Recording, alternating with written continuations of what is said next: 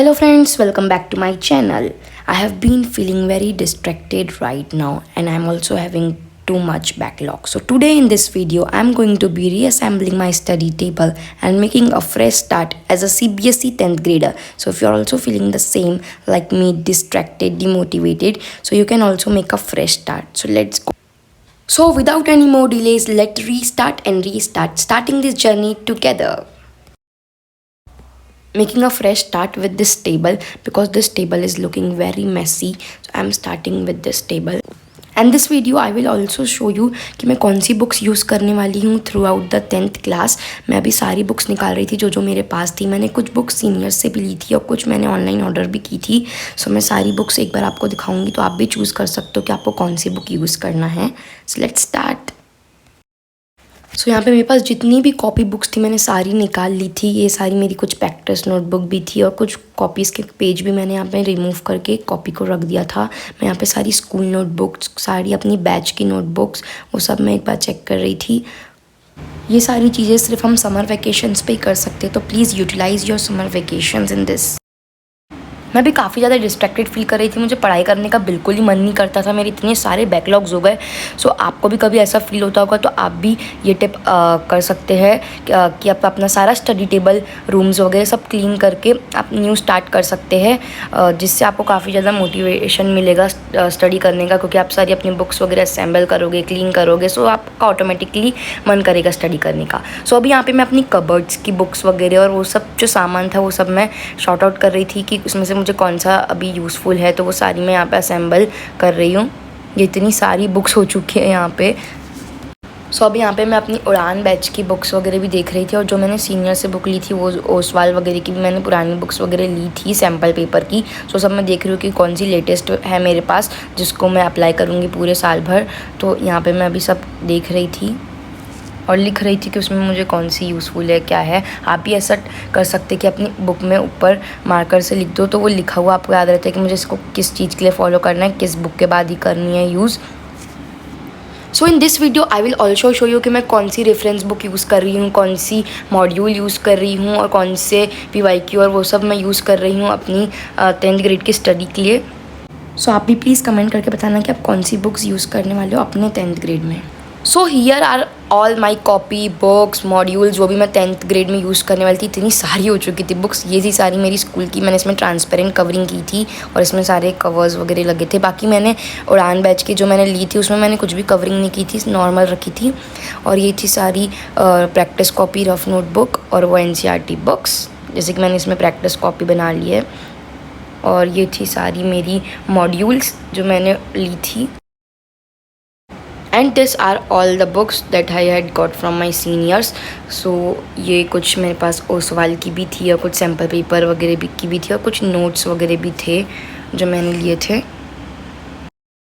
उसमें से जो बुक्स मुझे जो यूज़फुल लग रही थी, जो मैंने सीनियर्स ली थी, वो मैं आपको दिखाती हूँ. जैसे कि ये बुक मुझे काफ़ी यूज़फुल लगी क्योंकि इसमें सारी इमेजेस के फुल एक्सप्लेनेशन दिए थे. इमेजेस से अगर कुछ भी आंसर आता है उसके सारे चीज़ें थी, और टेक्निकल टर्म्स और NCERT के क्वेश्चन आंसर तो थे ही थे, पर इमेजेस वगैरह और इंपॉर्टेंट पॉइंट्स वगैरह सब कुछ था. So I like this.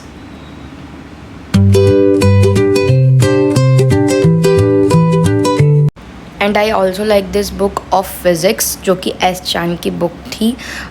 ये काफ़ी अच्छी थी, काफ़ी कलरफुल, जैसे हम 8th क्लास में यूज़ करते थे. पूरा डायग्राम वाइज एक्सप्लेनेशन था और एकदम डिटेल्ड एक्सप्लेनेशन था. That's why I like this book.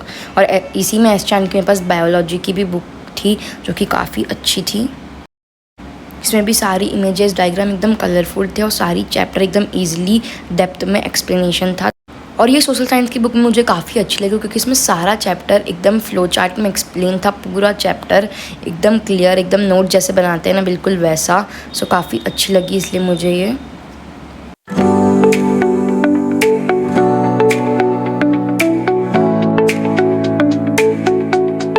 So here what I found IT notes of Prashant भैया. सो यहाँ पे सारे चैप्टर इसमें एक्सप्लेन किए हुए थे. इसके सारे क्वेश्चन आंसर, इंपॉर्टेंट क्वेश्चंस वगैरह सब कुछ थे, इंपॉर्टेंट टॉपिक सब कुछ.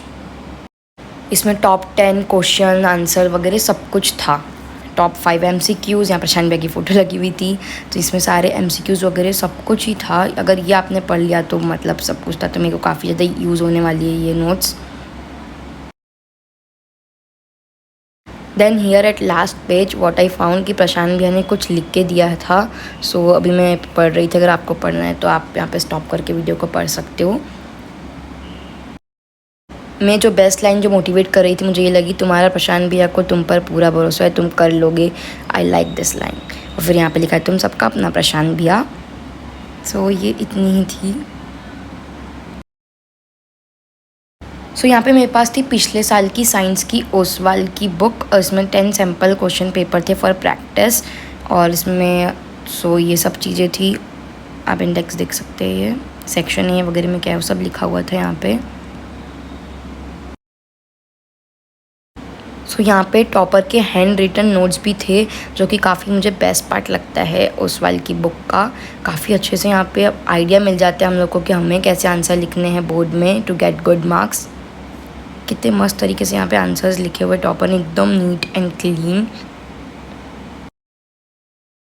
यहाँ पे आप देख सकते हो कितने अच्छे से यहाँ पे डायग्राम बनाए, शायद तक ये कॉनकेव और कॉन्वेक्स लेंस के है। और यहाँ पे सारे साइंस के चैप्टर को एकदम अच्छे से 1 पेज में एक्सप्लेन किया था, जो कि काफ़ी अच्छा है रिवाइज करने के लिए, रिवीजन के लिए। और कुछ सारे चैप्टर के कंसेप्ट्स एंड पॉइंट्स थे यहाँ पे इम्पॉर्टेंट वाले, वो भी काफ़ी अच्छे, जैसे कि लाइफ प्रोसेस का था, डायग्राम्स वगैरह जो भी इम्पॉर्टेंट है सब कुछ था इसमें।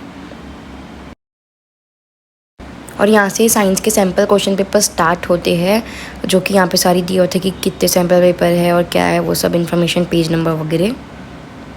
So this was the book of Oswal. So now let's come up to our cleaning of our study table. So चलो फटाफट से करते हैं clean. So this was the paper of board examination of earlier examination. So इसको भी मैं सारे रख रही थी एक साथ, और यहाँ पे मैं कुछ पेजेस निकाल रही थी कॉपी के, जो फिर मेरी कॉपी के कुछ पेजेस बच जाते थे पिछले साल की। सो ये कॉपी को अब कुछ काम की नहीं है तो इसको हटाते हैं। सारी कॉपी बुक्स जो कुछ काम की नहीं थी मैंने एक साइड कर दी। So now it's time for the final touch, जहाँ पे मैं अपनी सारी कॉपीज़ कबर्ड में जमा रही थी। जैसे मैं कुछ नया स्टाइल ट्राई करी थी कि मैं स्टैंडिंग पोजीशन में रखूँ बुक्स को, जो कि काफ़ी कम स्पेस कवर करता है। सो यहाँ पे मैं ट्राई कर रही थी कि कैसे रखूँ। सो मुझे ये एक मिल गया था वुडन का पीस, तो मैं उससे यहाँ पे रख रही थी।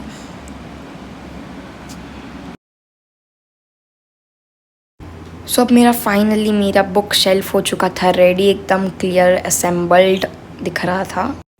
आपको ये कैसे लगा मेरा असेंबलिंग, प्लीज़ बताना। इसमें सारी बुक एकदम अरेंज्ड रहेगी और मेरी सारी बुक्स कम स्पेस में आ गई। ये वाला हैक फॉलो करने से you can also follow this hack. और अब यहाँ पे मैं इजीली बुक्स भी निकाल पा रही हूँ, कुछ बुक्स वगैरह गिर भी नहीं रही थी, तो you can also follow this. So मैंने सोचा कि मैंने अपनी वाली स्टडी टेबल को भी थोड़ा करते हैं अरेंज, काफ़ी ज़्यादा ये भी मैसी हो गई थी। इसमें मैं कुछ मोटिवेशनल लाइंस वगैरह वो सब मैं यहाँ पे पेस्ट करने वाली हूँ, तो उसकी वीडियो जल्दी आएगी। अभी तो बस मैं नॉर्मली ही इसको अरेंज कर रही थी।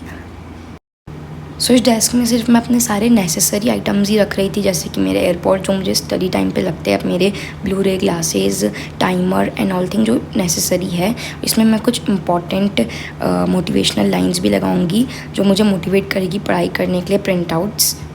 मैंने यहाँ पे एक छोटी सी मिनी डायरी रखी जिसमें मैं अपनी टू डू लिस्ट लिखूँगी। So that's it for today's video. मिलते हैं आपको हमारे नेक्स्ट वीडियो में। Thanks for watching.